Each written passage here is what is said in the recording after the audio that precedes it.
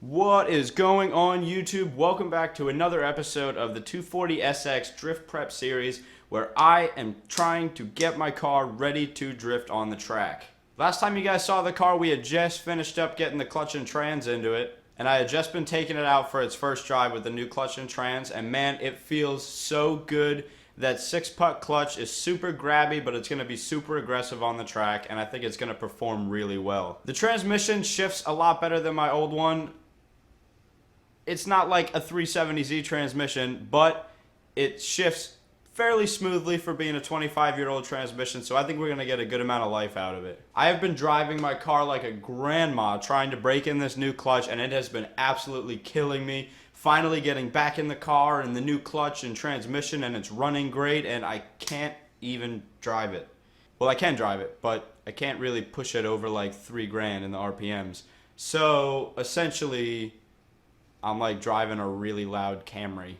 But anyway, I've been putting some miles on the car, just driving around town and whatnot. It's been about a week since we got the clutch and trans in. So that means next weekend, 7 days from today, the day I'm filming this, we're going to be at our first drift event down at OSW in Orlando, Florida. Hoping to get everything on the car and everything that I could possibly use to help me on the track installed, so that way I have the best possibility of not spinning out and crashing in a big fireball.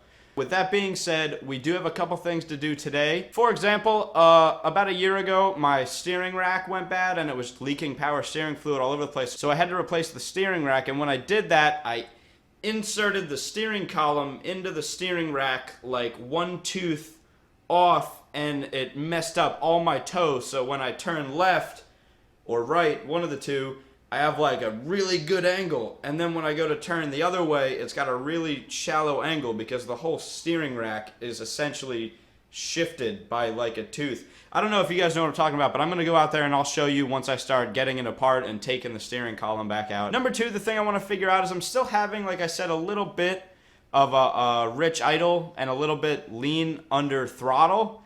Not nearly as bad as it was when the MAF was bad. Since I replaced the MAF, it's been drivable and it's been running so much better.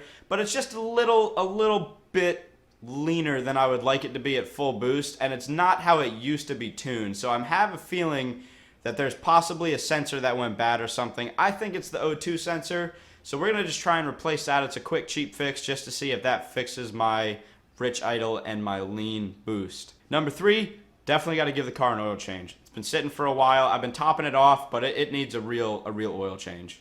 And number four, we need to finally get around to just cleaning out the car and taking out some of the carpets and panelings. I just moved into this apartment that I'm in now a few months ago, and when I moved, I had to take the car from my old house and all the parts that were scattered everywhere, and I just threw everything in the trunk of the 240. So there's like AC condensers and old alternators and just all kinds of parts and junk in the back seat. So I got to get everything cleaned out, because to drift at OSW, the tech rules say everything that isn't bolted down in your car has to be removed. Everything all the way down to the floor mats. So I need to get everything that's not bolted down removed out of the car, so that way it's not a hazard while I'm out on the track.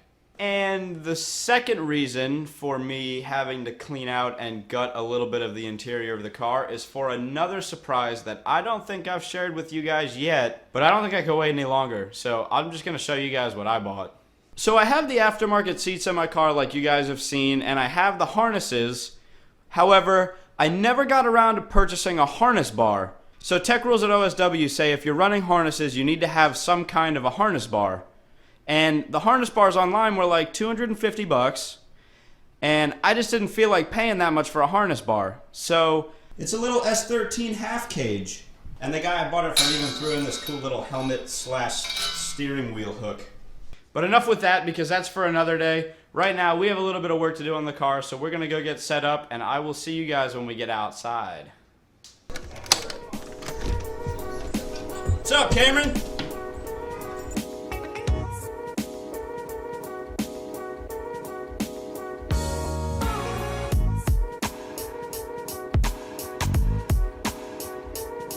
Alright, so I'm going to try and show you guys how bad the angle is when you turn from left to right.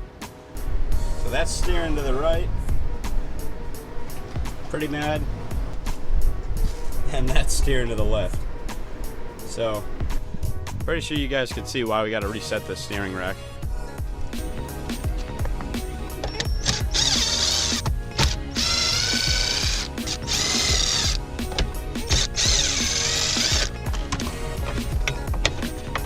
Alright, so I just got the whole steering column loose in here, and I'm going to try and show you guys what I did. So first step is I took all the plastics off of here. It was just a couple Phillips head screws and 10 mils. There are 2 bolts, one here and one on this side, that are going to hold it up. And there are 2 nuts back here that keep it held up too. I just kind of unscrewed them a little bit so they would have something to rest on, but you can remove both of these nuts all the way if you want, and the steering column will drop all the way. Alright, so I'm going to try and explain to the best of my ability what we just fixed. Previously, while I was driving, my steering wheel was kicked to the left. Really, bro? So, when I was driving before, cruising in a straight line, my steering wheel would be kicked to the left just a little bit to track my car straight, but when I wanted to go straight in my wheel, it would pull to the right a bit.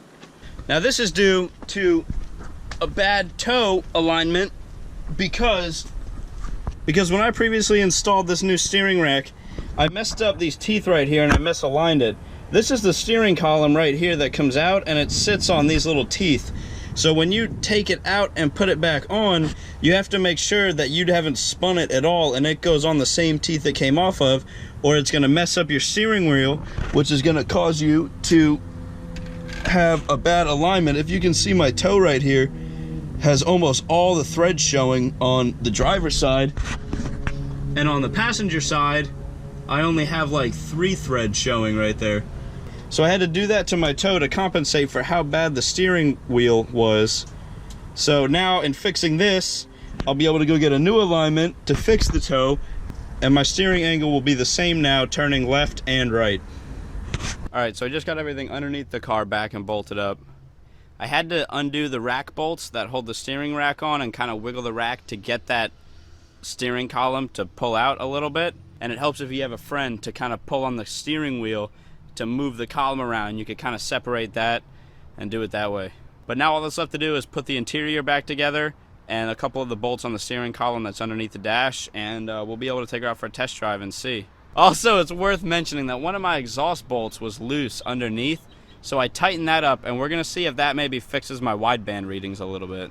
And also on a side note, if you're not fortunate enough to have a garage like me, living in an apartment or a condo, go out and buy yourself one of these big awning things from Walmart. This one was like 40 bucks, and it makes a world of a difference. All right, so we got everything put back together with the steering. We tightened down that exhaust, and it doesn't look like it's helping too much. I went all over to the parts stores looking for the O2 sensors, but I guess they're like special order because the O2 sensor that fits the SR from the factory is the same as like a 1987 200Z, like some old car that's like special order $80 O2 sensor. So none of the stores had it in stock, so I didn't get one. But I'm gonna take it out and see if it runs any better now that I closed off that little exhaust leak. Probably gonna wind up having to order a new O2 sensor anyway from online. It might be a bit cheaper to get one from online rather than like AutoZone. So, but we're gonna take it out for a test drive right now.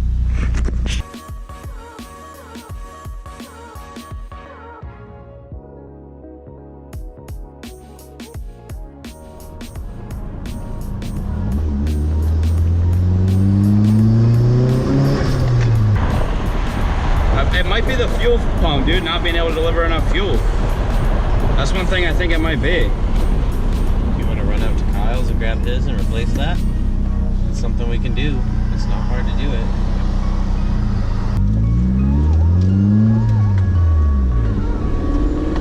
Just do it. One for the homies.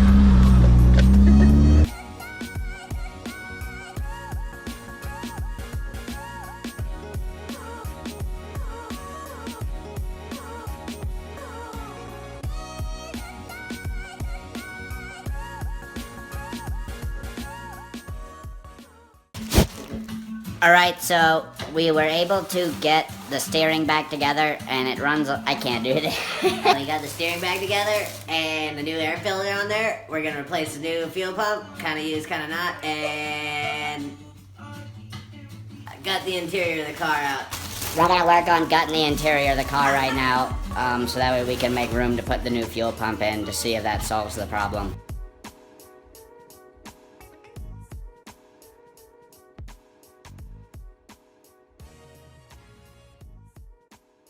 Woo!